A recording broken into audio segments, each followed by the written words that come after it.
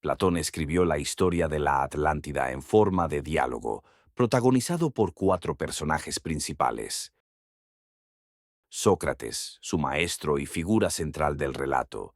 Critias, pariente cercano de Platón. Hermócrates, un destacado militar de la época. Y Timeo, un pitagórico profundamente instruido en cosmología. Los pitagóricos juraban guardar sus secretos bajo pena de muerte. Algunos fueron torturados y murieron sin decir una sola palabra. Quédate hasta el final y entenderás por qué estaban dispuestos a morir por ellos.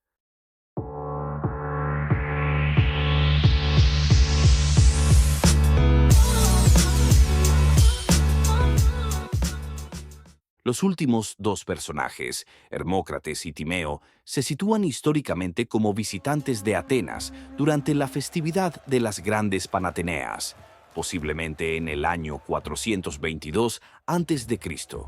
Platón estructuró la obra para que tres de ellos expusieran sus conocimientos ante Sócrates, quien asumía el rol principal como oyente y guía del diálogo. De esta trilogía, solo se conservan dos diálogos escritos, el Timeo y el Critias. El primero, que estábamos analizando, presenta una visión pitagórica sobre la creación del universo. Pero no debemos perder de vista algo crucial. Todo este entramado filosófico y cosmológico fue construido con un propósito específico: introducir la historia de la Atlántida. Por lo tanto, los conocimientos expuestos en el Timeo no solo son antiguos, sino que reflejan la profundidad simbólica y la estructura filosófica del pensamiento pitagórico. Esta obra funciona como la antesala intelectual al relato de la civilización atlante. Los pitagóricos no eran simples matemáticos, eran guardianes de un saber ancestral. Recolectaron el conocimiento de las antiguas civilizaciones y lo conservaron en cultos iniciáticos, donde los números y las proporciones matemáticas eran la clave para comprender el universo.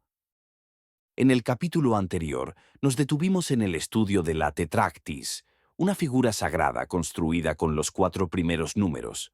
Para los pitagóricos, cada uno tenía un significado profundo, tanto místico como cosmológico. Desde esta figura triangular se podían derivar estructuras tridimensionales, las formas básicas que, según ellos, daban origen a todo lo que existe. Para visualizarlo mejor, tomemos un papel y doblémoslo por la mitad en cada uno de sus lados, nos queda de esta manera. Al doblar uno de los triángulos del tetráctis hacia el interior, eliminándolo, obtenemos una cara de un sólido platónico llamado icosaedro. Al unir varias de estas caras, se puede formar el icosaedro. Si doblamos hacia el interior un segundo triángulo, obtenemos la cara de un sólido platónico llamado octaedro. Basta con unir dos de estas caras para formar su estructura. Esta forma se asemeja a la pirámide de Giza, incluso en detalles como la percepción visual de sus 8 lados reales. Sin embargo, la pendiente de elevación de la pirámide es de aproximadamente 51,8 grados, en contraste con los 54,7 grados del octaedro regular. Esta ligera diferencia parece haber sido intencional, con el fin de lograr con precisión asombrosa la proporción áurea entre la mitad de la base y la apotema. Finalmente, si hacemos desaparecer otro triángulo, obtenemos la cara de otro sólido platónico llamado tetraedro. Estos son los tres sólidos platónicos que se pueden construir con triángulos equiláteros: tetraedro, octaedro e icosaedro. Para completar los 5 sólidos platónicos que existen en nuestro mundo tridimensional, faltan el cubo, hexaedro, y el dodecaedro. Estos se obtienen con un poco más de imaginación, construyendo otras figuras con puntas y luego truncándolas. De manera similar, existen 4 figuras llamadas poliedros estrellados en el mundo tridimensional en que vivimos. Estos son pequeño dodecaedro estrellado, gran dodecaedro estrellado, gran icosaedro estrellado, gran dodecaedro. A partir de estas formas también se puede obtener el dodecaedro regular. Es interesante saber que se han encontrado dodecaedros antiguos de bronce, cuyo uso aún se desconoce. Pero, considerando que los pitagóricos eran una sociedad hermética, es comprensible que no revelaran su verdadera función. No profundizaremos aquí en los poliedros estrellados, ya que su estudio es más complejo. Sin embargo, si deseas ir más allá, te animo a investigarlos por tu cuenta. Finalmente, podemos afirmar que todos los sólidos platónicos se pueden deducir simbólicamente desde el tetráctis. Por otro lado, aunque existe un parecido visual con la estrella de David, no hay evidencia de que estén relacionados en textos antiguos, o si la hay, la desconozco. Lo mismo ocurre con el llamado germen de la vida, aunque existen grabados antiguos que la representan como una forma de elevación. Su conexión histórica con el tetráctis no está claramente establecida. Continuando con el significado de los números, pasamos al 5, que representa a los elementos: tierra, agua, aire, fuego y éter. Se creía que todas las cosas del mundo terrenal estaban formadas por diferentes combinaciones de los 4 primeros elementos. El quinto, el éter, era considerado divino, y desde él surgían los otros 4, ya que en esta concepción todo debía emanar del uno. Los sólidos platónicos también son 5: tetraedro, hexaedro, cubo, octaedro, dodecaedro e icosaedro. Está matemáticamente demostrado que solo pueden existir 5 sólidos regulares en 3 dimensiones, y Platón asoció cada uno de ellos con un elemento. Las pirámides también tienen 5 vértices, 4 en la base, que representan lo terrenal, las estaciones, los elementos y los puntos cardinales, y uno en la cúspide, que simboliza el éter, del cual surgen los otros 4. Este éter se imaginaba como algo brillante o dorado, y por eso la punta de la pirámide estaba recubierta en oro. Para algunos, el oro eran las lágrimas del sol, y se consideraba lo más cercano al éter. En la alquimia se buscaba obtener el éter a partir del oro, y para ello era fundamental el mercurio, que disolvía el metal. Sin embargo, debido a su toxicidad, muchos alquimistas terminaron intoxicados o muertos por su manipulación. Además, el número 5 se relacionaba con los 5 planetas visibles conocidos en la antigüedad: Mercurio, Venus, Marte, Júpiter y Saturno. Estos astros eran observados con devoción, ya que se creía que influían directamente en la vida humana. Entre ellos, Venus tiene un rol especial. Al trazar su ciclo de conjunciones con la Tierra cada 8 años, describe en el cielo un pentagrama casi perfecto. Si se dividen los días del año terrestre por los días del año de Venus, se obtiene un valor muy cercano al número áureo. Esta figura fue considerada sagrada por múltiples tradiciones. Así, todas estas asociaciones se integraban en el pentagrama, símbolo que concentra las proporciones áureas. Se usó desde la antigüedad como emblema de armonía cósmica, salud, equilibrio y poder oculto. El pentagrama fue adoptado por los pitagóricos, usado extensamente en rituales mágicos, y continúa vigente hoy. En las tradiciones esotéricas se utilizó como símbolo de protección y equilibrio. Aparece en grimorios, amuletos y rituales asociado a la armonía de los 5 elementos. Para los pitagóricos era un signo de salud y perfección matemática, relacionado con la proporción áurea, y lo usaban como saludo secreto entre iniciados. En el capítulo 2 explicamos el significado de los primeros 4 números y vimos cómo, a partir de ellos, se forma el tetráctis. En este video explicamos el tetráctis y nos adentramos en el número 5, considerado uno de los más sagrados por esta escuela. A lo largo del video descubrirás por qué este número ocupaba un lugar tan especial. Cabe destacar que Pitágoras recopiló gran parte de este conocimiento durante sus viajes por Egipto y Babilonia. De este último proviene precisamente parte del significado del siguiente número que exploraremos.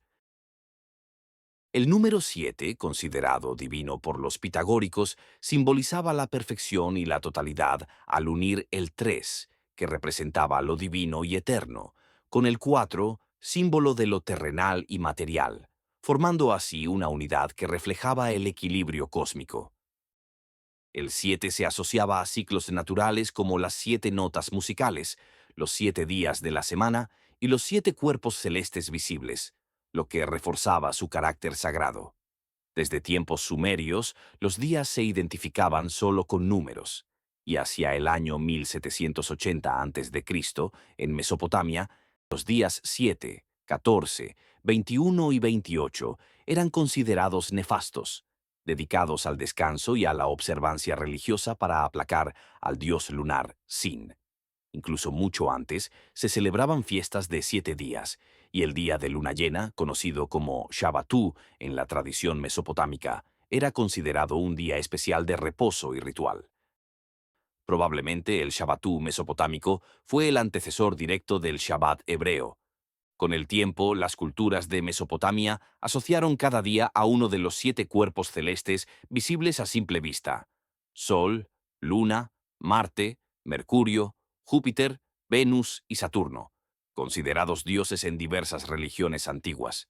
Este conocimiento pasó a los griegos y luego a los romanos, quienes adaptaron los nombres de los días a sus dioses y planetas, nombres que aún perduran en las lenguas romances como el español, portugués e italiano. Los pueblos germánicos, antes y después de la caída del Imperio Romano, adoptaron la semana, pero reemplazaron los nombres por los de sus propios dioses. Y para Saturno, sin equivalente directo, conservaron el nombre latino. De esta adaptación germánica derivan los nombres de los días en idiomas como el inglés y el alemán. Desde aproximadamente el año 150 después de Cristo, los cristianos comenzaron a reunirse el primer día de la semana, denominado Dies Solis, Día del Sol, que con el tiempo fue renombrado Dies Dominicus, Día del Señor. En paralelo, los judíos latinizaron Shabbat como Sabbati. En el Concilio de la Odisea, 360 después de Cristo, preocupados por la influencia judía, los cristianos prohibieron judaizar el culto, estableciendo el domingo como día oficial de adoración en oposición al sábado judío. A pesar de ello, ambos grupos influyeron en la evolución de los nombres de los días en el latín vulgar, cambios que se mantienen hasta hoy. Pitágoras vivió en Egipto durante 20 años, estableciéndose en Heliópolis. Tras grandes esfuerzos, logró ser iniciado por los sacerdotes en el culto heliopolitano, el principal culto religioso de Egipto en esa época. Fue allí donde aprendió el concepto del último número que veremos, el 9, un número considerado sagrado en muchas culturas. En Egipto se asociaba con los 9 dioses de la Eneada y con las 9 lunas llenas que duraba el embarazo. En su calendario de 360 días, al dividir el año por las 4 estaciones, se obtenían 90 días por estación, y ese 90 era concebido como 9 semanas de 10 días. Este sistema de 360 días más 5 días adicionales, considerados días nefastos, fue utilizado por los atlantes y heredado a culturas como los mayas, mesopotámicos, hindúes, chinos, entre otros. Los 5 días nefastos eran dedicados al nacimiento de los 5 elementos o 5 dioses fundamentales. En Egipto, se decía que el dios Tot, Hermes Trismegisto, ganó esos 5 días extras en un juego de dados contra la luna, Khonsu, permitiendo que el cielo, Nut, pudiera dar a luz a 5 deidades. Todas ellas están vinculadas simbólicamente a los ciclos de la luna, que tiene casi 13 lunaciones por año solar. Este simbolismo también se refleja en la arquitectura. La pirámide de Chichén Itzá, en la cultura maya, tiene 9 niveles, asociados a los 9 planos del Xibalbá, el mundo subterráneo o inframundo. El número 13 también aparece aquí indirectamente, ya que muchas culturas observaban las 13 lunas llenas del año, conectando el tiempo con la luna, la fertilidad y lo divino. Por otra parte, si dividimos esos 90 días por el número 3, que representa la Trinidad, se obtiene un mes de 30 días. Esta armonía numérica generaba una fascinación sagrada. Para los pitagóricos, los primeros números 1, 2, 3 y 4 contenían los principios del universo. Al sumar el número 4, terrenal, a los divinos, surgía una creación constante. ¿Empiezas a ver las coincidencias? Todo esto fue moldeado por los atlantes, quienes comprendían que todo en el universo seguía un ciclo: la vida, las estaciones, el tiempo. Para representar este ciclo infinito, necesitaban dividirlo en 4 partes, pues el número 4, lo terrenal, garantizaba la creación continua, mientras que el 3, al ser divino, era inmutable. Así, mediante la observación, definieron los elementos: agua, tierra, fuego y aire, y los vincularon con las estaciones: invierno, primavera, verano y otoño.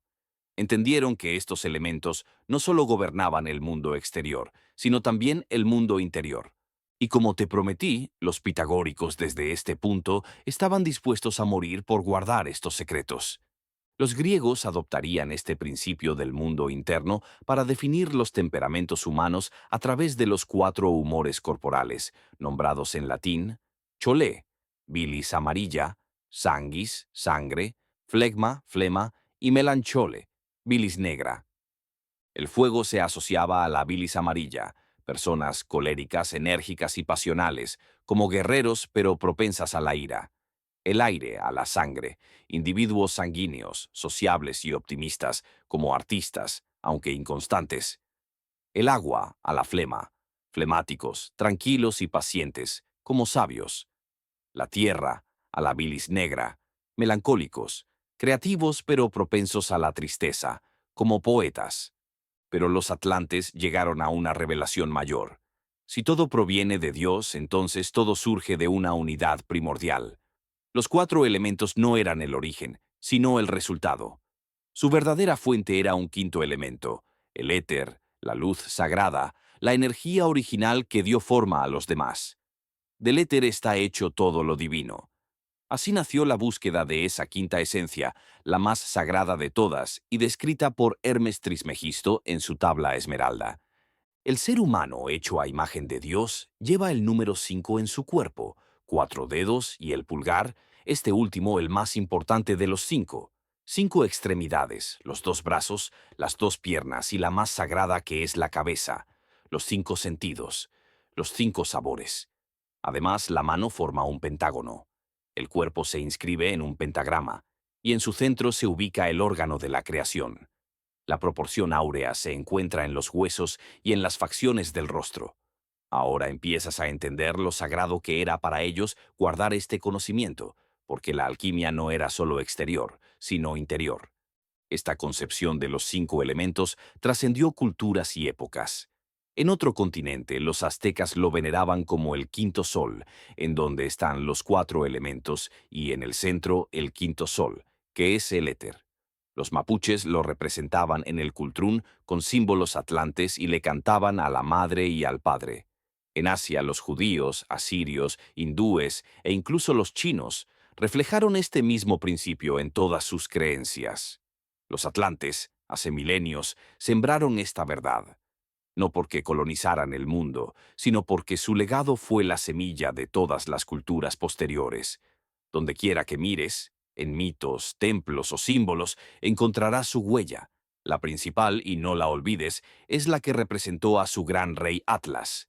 Si quieres aprender más sobre el pasado olvidado, suscríbete para que no te pierdas el próximo video. Cuídate y hasta que no haya tinieblas.